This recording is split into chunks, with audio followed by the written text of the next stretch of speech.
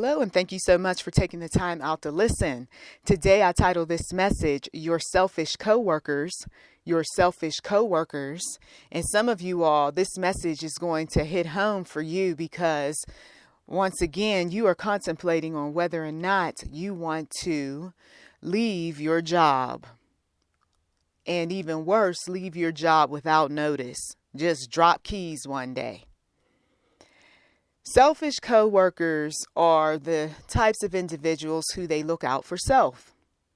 So when personal time, vacation time, whatever time is theirs, they are going to fight for it. Okay? They're not going to consider the work that still needs to be done. They're not going to consider what their coworkers feel about them, once again, taking off, doing things that suit them and not the collective. These people are very self-absorbed, self-centered, conceited, some. And so when you are working with someone like this, it can be quite challenging to communicate to upper management what is happening. And if upper management is selfish and is quite comfortable with people behaving selfishly, they're not going to come to your aid. They're going to either tell you sink or swim, or maybe you can do this or you can do that. Basically put everything that you have issue with concerning your selfish coworker back on you, or figure out a way to push you away. Because just as you can come and talk to them about your selfish coworker, you just might end up exposing them one day to their boss or manager or whoever is over them.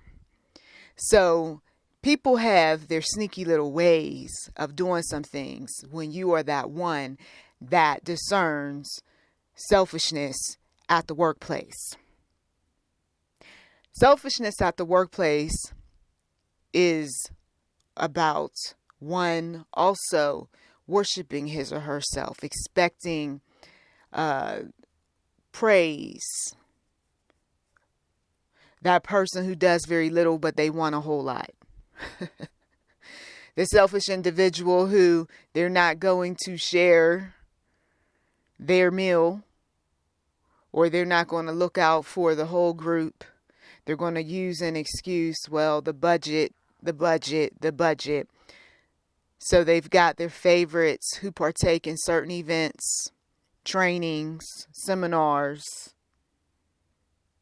These are the ones who get the gifts, while the others, we don't have enough to go around. Selfish coworkers will take company supplies home and not bring them back. You know, we need that. That was bought for the workplace. Why are you using it at home? Selfish coworkers, once again, do not care about other people.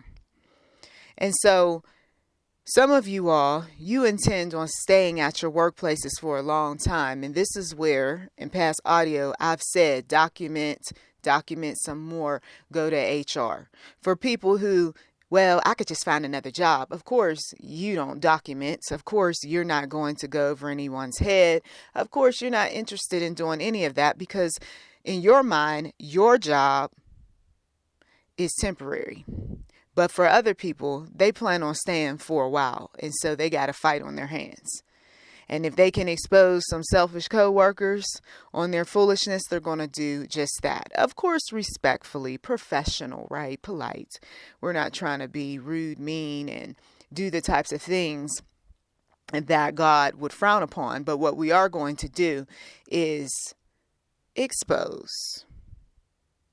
I've got A, B, and C over here that I need to take care of. I could sure use your help, but I understand that you have other things going on. So I'm going to plow through this, and then you note the day that you had to do it all by yourself. The day that you did not have any support. The day that you asked for tools and the person could not come up with the tools, or the tools were at home, or they came up with some excuse that they were broken, or they don't know where they are. You see. Selfish people will take items home, and once again, they will do something with those items and not bring them back to their proper place. Or if they do, the things don't work like they once did. Okay? I think years ago, the reason why many of these companies ended up not offering company vehicles was because they knew that employees were doing all sorts of selfish things with those vehicles rather than handling company business on a regular. And so nowadays, so many people are using their personal vehicle to handle company business. You see. Selfish people will also look out for promotions, and they're going to feel motivated to do many things concerning their promotion. And those things aren't going to always be legit.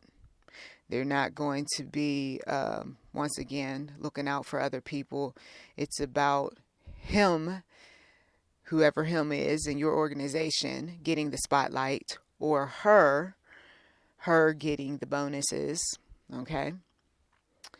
So when you've got this sort of thing taking place, it makes the atmosphere tense. People are not willing to work together. Rather, they look for ways to work apart. Eventually, some folks who are not the ones that plan on being there for a long time, they will leave. New people will come in, inherit the same problem, then they will leave. And then more new people will come in. Maybe a few things are changed a bit, but the selfish person is still running the show. And folks continue to leave. So when you have this high turnover of people coming and going, you've got to take a look at your selfish leadership. You've got to take a look at these people who are not willing to help others. They will cross T's and dot I's concerning themselves while pointing the finger, trying to make other people look bad when they're really the problem children. So those of us who are believers, we know to take each and every name and pray for these folks and ask that the Lord will bring about peace, that the Lord will just move on some people to be less selfish and be more cooperative. We're asking that for those who are being victimized by some of these selfish co-workers, managers, leaders, supervisors, business owners, you name it, that they will be free. And that they will no longer feel like they have to stay there because they can't seem to find a job. We're asking that the Lord bless some people with new jobs in Jesus' name. I thank you as always for taking time out of your busy schedule to listen. You've been listening to YouTube NM Enterprise 7. Feel free to like, subscribe, comment. Blessings to you.